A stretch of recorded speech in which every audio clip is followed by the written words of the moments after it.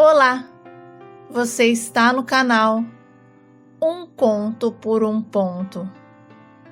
Eu te convido a curtir, a comentar, a compartilhar e se inscrever no nosso canal. Desde a minha infância eu sempre fui apaixonada por desenhar e pintar. Por isso a minha mãe, percebendo esse interesse, me matriculou em uma escola de pintura em tela.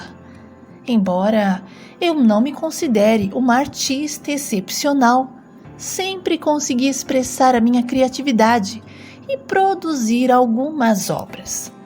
E presenteei vários familiares com as obras que eu criava. No entanto, um dia, a minha tia Dolores perguntou se eu preferia que ela devolvesse o quadro ou se poderia descartá-lo com o lixo.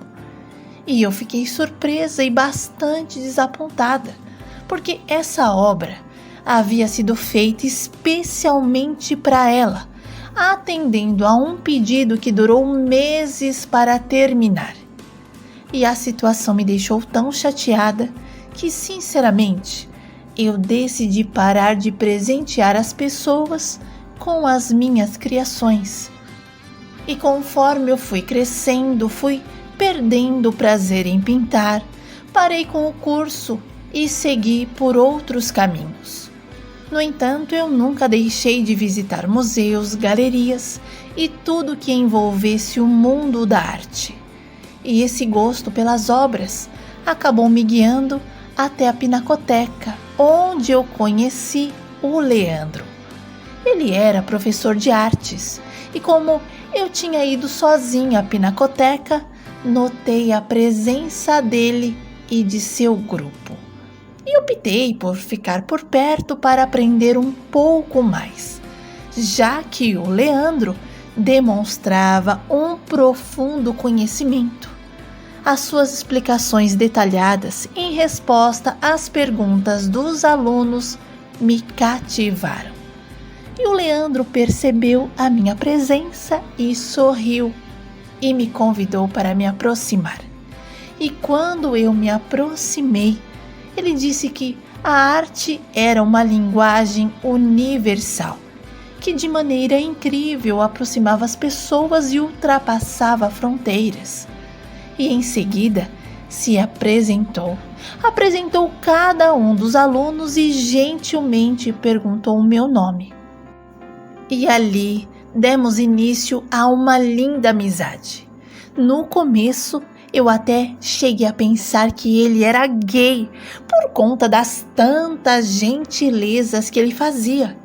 Na verdade, pouco eram os homens que colocava sempre a mulher à frente.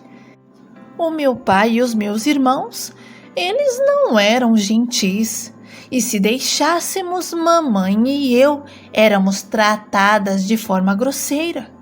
Mas a minha mãe não aceitava quando o papai gritava com ela ou dava ordens como se ela fosse uma criança. E por isso, em uma ocasião, ela disse bem sério que se ele não mudasse, ela iria picar a mula. Não vou dizer que o meu pai virou o príncipe encantado, mas pelo menos ele já pensava 2 vezes antes de falar com ela de qualquer jeito. E o Leandro não apenas se tornou meu grande amigo, mas também conquistou o coração da família. Todos gostavam muito dele. Até o meu pai, toda vez que ia para a pescaria, convidava o meu amigo e ele o acompanhava. Porque, para o Leandro, a vida era assim, feita de momentos. E se o momento era aquele, por que não aproveitar? E compartilhamos 3 réveillons inesquecíveis juntos. E eu admito que adorava ter o meu amigo sempre por perto. Conheci toda a família dele e eles juravam que nós 2 formaríamos um casal. Mas eu não era apaixonada pelo Leandro, ao ponto de imaginar nós 2 caminhando de mãos dadas pelas ruas. e por isso eu sempre afirmava que entre nós prevalecia apenas uma relação de amizade, e o Leandro, como sempre, concordava. Aconteceu que uma das alunas do Leandro tinha o sonho de ir à França, conhecer um dos maiores museus do mundo, o Louvre, e incluiu o Lê nesse sonho. Os pais dela a presentearam com essa viagem e lá foram eles. Para mim, nada tirava da cabeça que aquela moça era interessada no meu amigo. Eu vi o jeito que ela ficava quando ele estava por perto. Sabe, a gente que é mulher percebe essas coisas. Mas o Lê afirmava que não, que ela era só uma aluna e ele um professor. E que se ela estivesse interessada nele, seria uma pena, porque o coração dele já havia uma dona. O Leandro sempre afirmava que no coração dele havia uma dona, mas nunca apresentava aquela dona para ninguém. E eu achava que era tudo conversa. Enquanto Leandro estava aproveitando a viagem para se alimentar de experiências culturais, decidi sair com algumas amigas e fomos a um barzinho animado com música ao vivo, onde acabei conhecendo o Douglas. Ele estava acompanhado de alguns colegas e no final todos nós nos juntamos à mesma mesa. A sintonia entre nós era tão natural que parecia que nos conhecíamos há muito tempo. Trocamos números de telefone e, bom, pelo menos eu e o Douglas fomos os únicos a continuar se falando por mensagens. Tempos depois, o Douglas compartilhou conosco que os seus amigos eram conhecidos por serem enrolados e frequentemente saíam com várias pessoas ao mesmo tempo. E essa revelação fez com que as minhas amigas se desinteressassem e partissem para outra. Nessa altura, eu já estava mais que interessada no Douglas. Eu estava apaixonadíssima. E por isso, quando ele me chamou para sair, eu não pensei duas vezes. E fomos a um restaurante. E durante o nosso encontro, o Douglas perguntou se eu gostaria de esticar a noite e depois ver o nascer do sol. E empolgada com a ideia, eu respondi que sim. Afinal, a gente já se falava há bastante tempo por mensagens e eu o acompanhava em suas redes sociais. E o Douglas não representava nenhum perigo.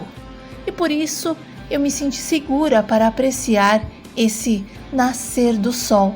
E ele prontamente me levou à praia. E foi o amanhecer mais lindo que eu já tinha presenciado. O Douglas foi tão carinhoso, gentil, educado. E quando sentamos na areia da praia, ele pegou na minha mão e disse que estava muito afim de mim, que queria aproveitar aquele cenário magnífico para deixar eu saber tudo o que ele sentia por mim. E foi falando tanta coisa legal, tanta coisa bacana, que eu, que já estava apaixonadíssima, fiquei ainda mais. O Douglas se expressava tão bem que eu falava para ele investir em uma carreira que valorizasse as suas habilidades comunicativas. No entanto, ele afirmava que o desejo dele era ser político e por isso ele se dedicava à leitura de jornais, livros e em toda oportunidade ele me presenteava com uma palavra nova. E começamos a namorar. Douglas veio em casa, conheceu a minha família, mas ele ficava mais distante. Quando o meu pai convidava para a pescaria, ele na lata dizia que não tinha saco para ficar parado esperando o peixe e que com ele as coisas eram mais movimentadas. e por isso o meu pai não o convidava para nada. Para falar a verdade, quando ele não aparecia, papai até dava graças a Deus e me perguntava onde eu tinha achado aquele cara chato. Quando Leandro soube do meu namoro, ele deu uma brecada e deixou de me procurar com frequência. E as nossas conversas se tornaram mais esporádicas. Só quando ele estava prestes a visitar um museu ou alguma exposição era que o Leandro perguntava se eu estava interessada em acompanhá-lo. No entanto, devido ao meu namoro com o Douglas, eu evitava sair com o meu amigo, porque o meu namorado não gostava dele. O Dô dizia que não confiava nele e que o meu amigo tinha cara de que a qualquer momento iria me dar o bote. Sabe, tudo coisa da cabeça do Douglas. Mas para evitar, eu coloquei o Leandro de escanteio. O Douglas tinha apenas a mãe e ela morava com um homem. E quando o meu namorado conseguiu se manter financeiramente, ele se mudou para um pequeno apartamento e a sua relação com a sua mãe foi se distanciando. Eles não tinham aquele carinho. O Douglas era tão frio com a mãe quanto a mãe era com ele. Pareciam até dois estranhos. Eles não tinham diálogo e era até um clima muito desconfortável. E por isso eu nem fazia questão de ir até lá. Namoramos por 1 ano e eu acabei engravidando antes do tempo, o que deixou os meus pais chateados. E eu ouvi da minha mãe: eu sonhava em te ver entrar na igreja de véu grinalda, do jeito da moda antiga, mas fazer o que, né? Mesmo eles chateados, não deixaram de me apoiar. Papai demorou mais para se render à ideia de se tornar avô, mas quando se rendeu, tudo ele mandava minha mãe comprar para o bebê, que ainda nem sabíamos o sexo. E uma vez num almoço em casa, o meu pai perguntou ao Douglas onde a gente iria morar, se ele estava pensando em alguma coisa diferente. E eu não sei o porquê, mas o Douglas aquele dia foi tão infeliz e pediu, segundo ele, com educação para que o meu pai não se intrometesse nas nossas decisões e que ele era um homem que detestava pessoas se metendo na vida dele e por isso que ele morava bem longe da mãe. E o meu pai, estourado como era, não conseguiu ficar quieto e falou um monte para o Douglas. Inclusive, disse que ele tinha tudo, menos comportamento de homem e que engravidar uma mulher qualquer um podia. O Douglas não reagiu, ficou quieto e depois se desculpou. Disse que realmente tinha sido infeliz e que jamais queria ter sido grosso com o papai. Mas ali ele destruiu qualquer sentimento que o meu pai tinha por ele. E todos os favores que o Douglas pedia para o meu pai, ele nunca fazia, exceto se fosse algo voltado para mim. E o meu pai afirmava que ele era um falso, uma cobra, uma serpente, e que eu abrisse os meus olhos. E depois que eu engravidei, o Douglas deixou de ser carinhoso e mostrou um lado que eu não conhecia. E uma vez, na raiva dele, ele me empurrou, me chamando de gorda e preguiçosa. E quando ele viu que já tinha soltado a pérola da vez, tentou apaziguar, garantindo que não era nada daquilo que ele queria dizer. Era sempre assim. Ele aprontava e depois dizia que não era nada daquilo. Bom, assim que a minha barriga começou a tomar forma, crescer, eu descobri que o Douglas não era o homem da minha vida. E eu fui vendo que a gente não tinha nada a ver. Não gostávamos das mesmas coisas. E por isso eu tive uma conversa com os meus pais. E falei que não queria continuar o meu relacionamento com o Douglas.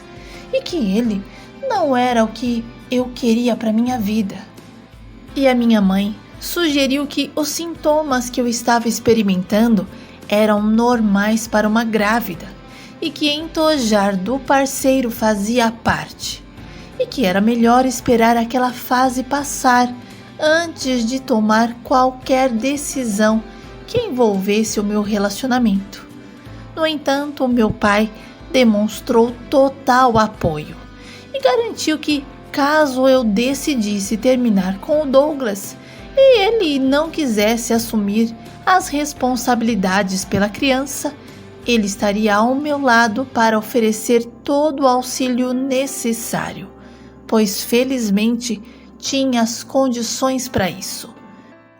Tentei terminar com o Douglas, mas ele não aceitou e ficou me atormentando, bateu boca com meu pai e disse que nós não conhecíamos ele e do que ele era capaz e que todo mundo que se metia com ele acabava mal. O Douglas não era mais o rapaz que eu tinha conhecido. E esse novo Douglas só pensava em vingança, em devolver na mesma moeda. E eu temi as ameaças dele. Às vezes, de madrugada, ele ligava em casa. E quem atendia o telefone, ele dizia que o nosso fim estava próximo. E o meu pai precisou falar para o Douglas que iria fazer um BO contra ele, caso ele não parasse de nos ameaçar. E foi aí que o Douglas nos deixou em paz. Mas eu passei tanto nervoso nessa gravidez que eu pensei que fosse morrer ou perder o meu filho.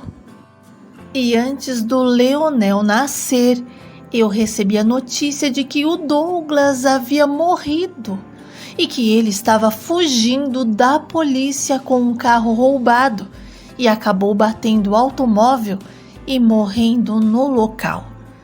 Descobrimos que o Douglas praticava furtos e que já tinha sido preso. E quando eu me encontrei com a mãe dele no velório, ela me confessou que o Douglas sempre foi um garoto problema e que ele não aceitava ser corrigido. E por isso ele preferiu se afastar porque a dona Flora não dava moleza para ele. E eu fiquei chocada com tudo o que eu fiquei sabendo. Jamais imaginei aquilo do Douglas. E antes de nos despedir, a dona Flora me disse que agora iria dormir em paz, porque sabia onde o filho estava e que antes o coração dela ficava sempre na mão. Tive meu filho e a mãe do Douglas veio nos visitar e pediu para eu sempre enviar fotos e não afastar o garoto dela. E eu não o afastei da avó. Meu filho cresceu e sempre que queria ia passar as férias com ela. O Leandro voltou a me procurar e acabou se declarando. Disse que sempre gostou de mim, mas o fato de eu sempre dizer que tudo que rolava entre nós era apenas amizade, ficou calado. Mas depois de tantos anos, por que não? E deixei o Leandro fazer parte da minha vida. E eu o incluía em tudo. E o próprio Leonel passou a chamá-lo de papai. Mas depois descobrimos que o meu pai estava por trás daquilo. E sem pressa e aos poucos, eu comecei a perceber o Lê como homem e não apenas como amigo. E era exatamente isso mesmo que eu queria sentir por ele. Eu queria que o meu coração pulasse de alegria, que eu sentisse falta quando ele não me enviasse um simples olá. E quando eu me dei conta de que Essas coisas estavam me fazendo falta.